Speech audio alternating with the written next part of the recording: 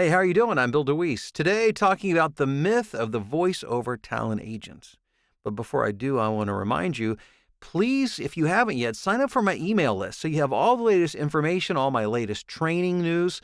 You can do that below in the description. There's a link, and I'll give you some free voiceover training for sharing your email. And again, I won't share it with anybody else. This is just to give you good, quality information to help you build your voiceover career. So today, let's talk about the myth of the voiceover agent.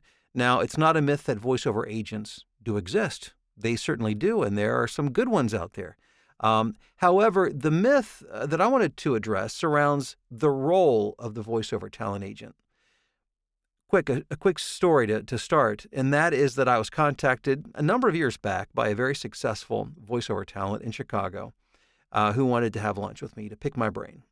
And so, long story short, he used to do very, very well. He used to make a lot of money. And the end of the story was, well, lately, I rarely ever hear from my talent agent. I'm sitting around on my couch waiting for the agent, and I'm not hearing from them. This is a story that I've heard over and over and over again. And it's because the role of the talent, and this is where the myth is at, the role of the voiceover talent agency or agent has changed dramatically over the last several years.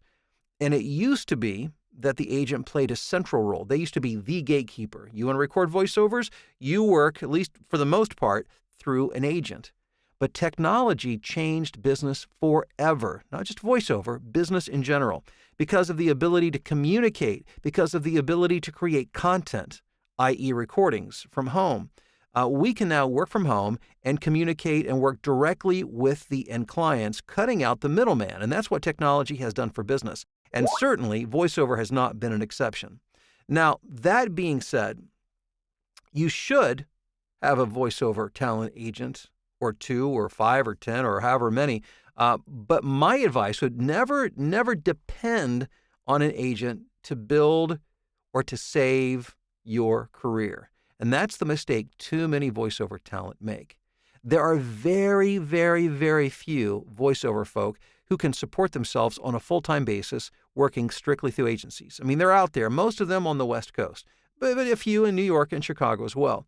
The vast majority, and it's because it's an over, there's only so much work, and there's a lot of voiceover talent.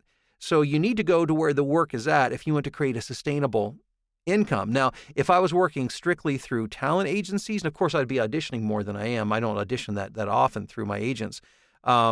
But I do occasionally get work, but if I was depending on them entirely for work, voiceover would be a part-time gig for me. But I have learned to become my own agent because there is a vast amount of work out there, of good paying work, of work for even major clients, if you're willing to go out there and do it through direct marketing or utilizing and learning how to utilize online casting platforms. So you must have a broad marketing approach if you want to be able to make voiceover a full-time endeavor. Otherwise, you'll be the proverbial starving artist. So again, the myth of the talent agent is not that they don't exist. They certainly do, and they play a role, but only make them a small part of a much broader marketing strategy. It will dramatically increase your chances of success in voiceover.